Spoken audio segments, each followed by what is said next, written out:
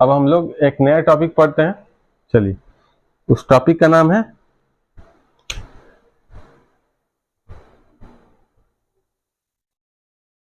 Conduction of heat. यहाँ voltage fluctuation बहुत ज़्यादा हो रहा है, ठीक है। किसी भी वक्त करंट जा सकता है, तो आप परेशान ना होइएगा। मैं इसे कंप्लीट करूँगा। अगर वीडियो मैं एडिट सही से नहीं कर पाया तो वो जो करंट जाने का जो अंधेरा होगा वो दिखाई पड़ेगा, ठीक है। आप देखिए कंडक्शन ऑफ हीट, क्योंकि बहुत ज़्यादा वोल्टेज फ्लक्चुएशन हो रहा है, लाइट्स भी अप एंड डाउन, फैन भी अप एंड डाउन कर रहा है, ठीक है।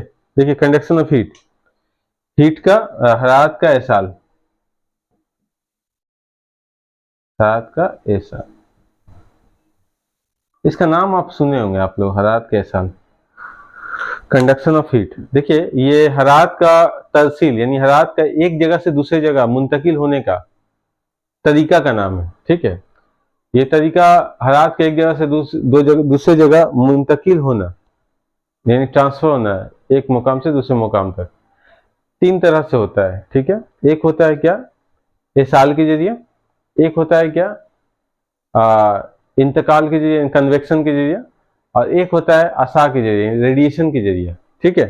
यानी हरारत का एसाल यानी कंडक्शन के जरिए। जैसे मान लीजिए अगर हम लोग हमारे हाथ में एक रॉड है, एक रॉड लोहा का रॉड है, उस रॉड को अगर हम लोग किसी चूल्हा में, जलता हुआ चूल्हा में अगर डालें या स्टोव में डालें तो होगा क्या कि हरारत जो है वो गरम वाला जो सिरा है वो तो जो दूसरा सिरा जो हम लोग चूल्हा में डाले हुए हैं वो तो गर्म हिस्सा है ना, और हमारा हाथ तो चूल्हा में नहीं है, वो तो दूसरे सिरे को पकड़ा हुआ है, ठीक है।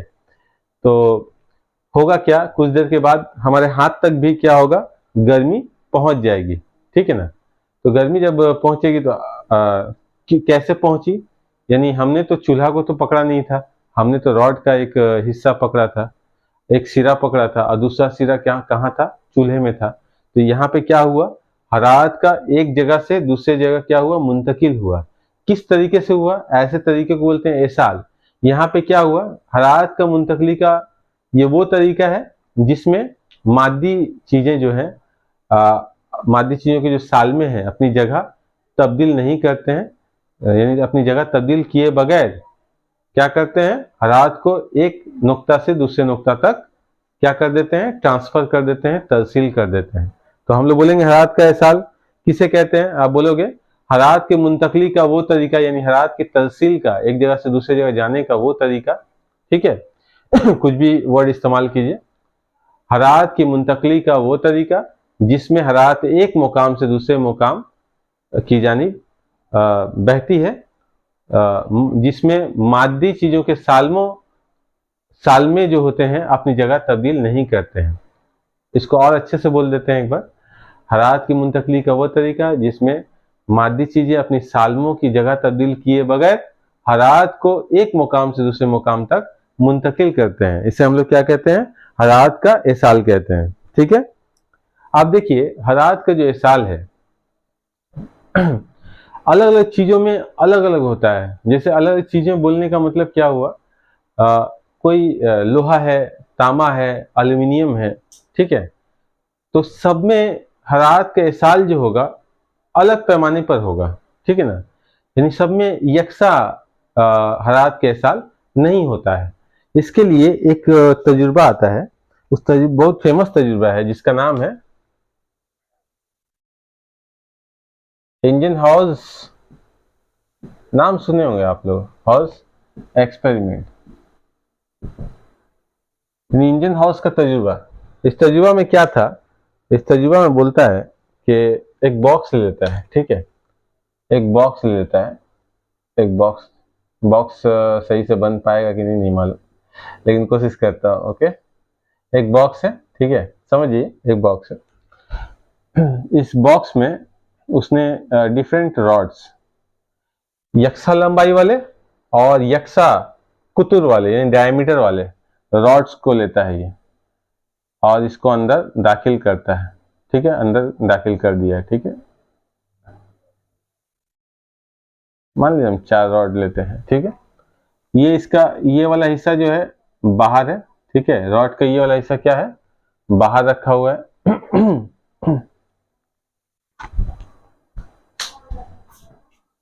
रॉड का जो ये वाला हिस्सा है यक्सा बाहर है और यक्सा अंदर भी है, ठीक है। इस इंजन इसके बाहर वाले हिस्से में क्या किया गया है, इसके बाहर वाले हिस्से में जो है क्या किया गया है, मोम लगा दिया गया है, यक्सा क्वांटिटी में मोम लगा दिया गया है, ठीक है। मोम से इसको ढक दिया गया है। ओके, मोम से ऐसा लग रहा है कि कबाब तल रहे हैं हम लोग ना, नहीं ऐसा बात नहीं है, मोम से ढक दिया गया है। अच्छा, ये जो रॉड अंदर है बॉक्स के अंदर, इस बॉक्स में हम लोग पानी भर देते हैं, ठीक है। और उस पानी को हम लोग क्या करते हैं, गर्म करते हैं, उबालते हैं, ठीक है। उबालने पे क्या होगा, ये जो मोम देख रहे हैं बाहर की तरफ जो है ये पिघलेगा, ठीक है। लेकिन इसमें पिघलने का जो लेंथ होगा वो चारों रॉड में अलग अलग है, ठीक है।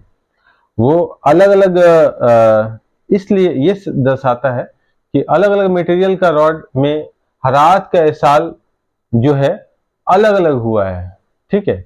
इससे साबित हो रहा है कि हरारत का जो इरसाल होता है मादी चीज के फितरत यानी नेचर पर मुनहसर कर रहा है, ठीक है। यानी किस मटेरियल से बना है, ओके, ठीक है।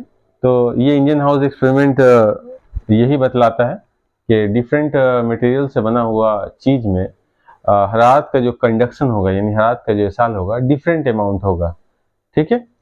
अच्छा, अगला टॉपिक देखते हैं। जब इरसाल हम लोग देख लिए तो एक टॉपिक आता है, तो ये जो हरारत का जो इरसाल है, ठीक है, इसको हम लोग थोड़ा सा और आगे बढ़ाते हैं।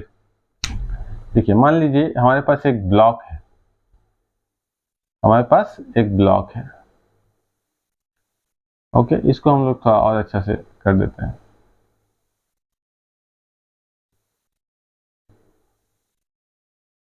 उधर करते हैं, अरे ठीक है, ठीक है। ये ब्लॉक हम लोग देख रहे हैं, ये वाला जो सरफेस है इसका एरिया ए है, इधर वाला भी सरफेस बराबर है, ठीक है, एरिया ए है, ओके। क्रॉस सेक्शनल एरिया इसका ए है, ठीक। इनका थिकनेस जो है मान लीजिए x है, यहाँ का दर्जा हाथ θ1 है और इस सरफेस का दर्जा हाथ θ2 है, ठीक है। तो हरारत का बहाव ज्यादा दर्जा हाथ वाले मकाम से कम दर्जा हाथ वाले मकाम की जानिब होगा। ये वाला हिस्सा हॉट है और ये वाला हिस्सा कोल्ड है, ठीक है, ठंडा है, ठीक है। और मान लीजिए हरारत का बहाव टी टाइम के लिए हो रहा है, तो ज्यादा दर्जा हाथ वाले मकाम से कम दर्जा हाथ वाले मकाम की जानिब, मान लीजिए क्यू जो है हरारत है, ठीक है, क्यू जो है हरारत की मिकदार है, ओके। तो देखिए ये जो हरारत का बहाव होगा इस सरफेस से यानी 1 नंबर सरफेस से 2 नंबर सरफेस की जानिब, 1 नंबर सरफेस से 2 नंबर सरफेस की जानिब जो हरारत का बहाव होगा किन चीज पर मुनहसर करता है, आप देखिए। ये जो होता है Q प्रोपोर्शनल टू एरिया, जो एरिया ऑफ द सरफेस जिसको क्रॉस कर रहा है हरारत, Q प्रोपोर्शनल टू होता है Q प्रोपोर्शनल टू होता है θ1 माइनस θ2 यानी change in temperature, okay. Q proportional to होता है टाइम, कितना टाइम के लिए करंट बहा है। Q प्रोपोर्शनल टू होता है 1/x यानी इन्वर्सली प्रोपोर्शनल होता है। यहाँ पर हरारत जो है डायरेक्टली प्रोपोर्शनल होता है बराह रास्त मुतनासिब है एरिया ऑफ क्रॉस सेक्शन के, चीज के एरिया ऑफ क्रॉस सेक्शन के।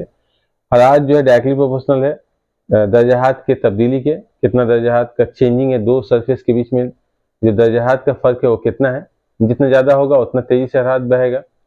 Q प्रोपोर्शनल टू T है, ठीक है, यानी कितने टाइम के लिए हरारत को बहाया जा रहा है। और Q proportional to 1/x inversely proportional है यानी बिलवास्ता मुतनासिब है चीज के थिकनेस पर, ठीक है। थिकनेस जितना ज्यादा होगा हरारत का इरसाल उतना कम होगा, थिकनेस जितना कम होगा हरारत उतना ही बहेगा, ठीक है। तो अगर हम लोग इन सबको कंबाइन करते हैं, इन सबको अगर हम लोग कंबाइन करें, कंबाइनिंग करेंगे, ऑन कंबाइनिंग क्या आएगा देखिए, तो Q प्रोपोर्शनल टू हो जाएगा ऊपर में a θ1 minus θ2 T by x ना, ये हो जाएगा। अच्छा, Q इक्वल टू कॉन्स्टेंट लाएगा यहाँ पर, K हो जाएगा, एक कॉन्स्टेंट है, θ1 माइनस θ2 T बाई एक्स। यहाँ K एक क्या है, प्रोपोर्शनलिटी कांस्टेंट है, एक मोइन है, लिख देते हैं मोइन है, ठीक है। अब देखिए जो K है, K को हम लोग क्या कहते हैं, K को क्या कहते हैं, थर्मल कंडक्टिविटी कहते हैं, यानी हरारती एसालियत। K को क्या कहते हैं, थर्मल कंडक्टिविटी कहते हैं। इस K को क्या कहते हैं, थर्मल कंडक्टिविटी कहते हैं। अच्छा, यहां से अगर हम लोग लिखें K इक्वल टू क्या, देखिए तो Qx बाई A θ1 माइनस θ2, ठीक है, इंटू T, ठीक है, ये K का फॉर्मूला हो जाएगा ना। ओके, अब देखिए थोड़ा सा, अब देखिए अगर हम यहां लिखते हैं, यहाँ आते हैं, यहाँ तो वहां थोड़ा जगह कम हो गया। अगर x इक्वल टू 1 हो, ठीक है, a इक्वल टू 1 हो, θ1 माइनस θ2 इक्वल टू 1 हो, और टाइम इक्वल टू 1 हो, ठीक है, तब क्या हो जाएगा, देन क्या हो जाएगा, k इक्वल टू क्या हो जाएगा, q हो जाएगा। तो हम लोग k का डेफिनेशन क्या लिख सकते हैं, यानी थर्मल कंडक्टिविटी बरकी एसालियत बोल रहे हैं, हरारती एसालियत का डेफिनेशन क्या हो जाएगा, थर्मल कंडक्टिविटी का क्या हो जाएगा डेफिनेशन, कि बोलेंगे इकाई मोटाई रखने वाले और इकाई रकबा रखने वाले किसी चीज का, जिसके दो सरफेस यानी दो सतहों के बीच का दर्जाहत का फर्क इकाई हो, इकाई वक्त के लिए जो हरारत बहती है उसे हम क्या कहते हैं, उस चीज का थर्मल कंडक्टिविटी कहते हैं, ठीक है।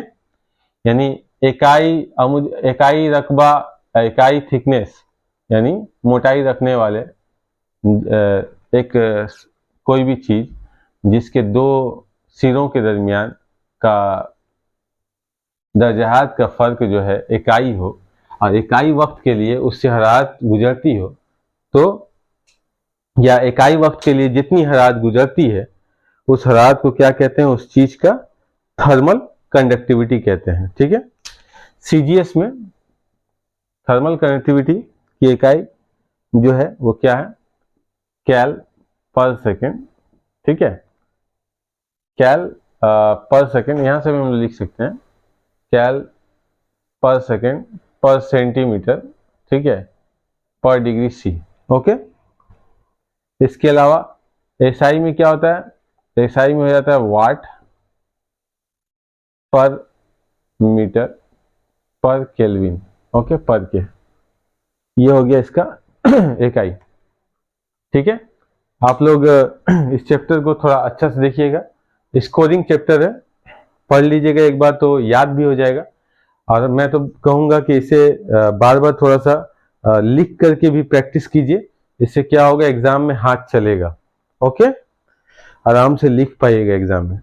ठीक है, आज का हम लोगों का ये जो टॉपिक था, यानी thermal expansion of solid, liquid and gases, ये कहीं ना कहीं हम लोगों ने बहुत हद तक कंप्लीट कर दिया है, ठीक है। आप इस वीडियोस देख करके तैयारी कीजिए। मेरे वीडियोस को आप सब एंड तक देखा कीजिए, नोट्स बनाए कीजिए, ठीक है, उसे लिखा कीजिए, प्रैक्टिस किया कीजिए, और मेरे वीडियोस को शेयर करें, लाइक करें, कमेंट करें। अगर ना समझ में आए, कोई चीज़ अगर समझ नहीं आ रहा है तो आप कमेंट करें, मैं उसे फिर से डिस्कस करूंगा। और मुझे हिम्मत दे, सपोर्ट चाहिए आप सबकी, मेरे वीडियोस को दूर तक पहुंचाएं, अदर्स स्टूडेंट्स तक पहुंचाएं, अदर स्कूल के स्टूडेंट्स तक पहुंचाएं, ताकि वो लोग भी इसका फ़ायदा उठा सके, लिख सके, अपना तैयारी कर सके। ओके, ठीक है, आज के लिए इतना ही रहने देते हैं, अगले वीडियो में फिर मिलेंगे, तब तक के लिए thank you everyone, thanks for watching, thanks.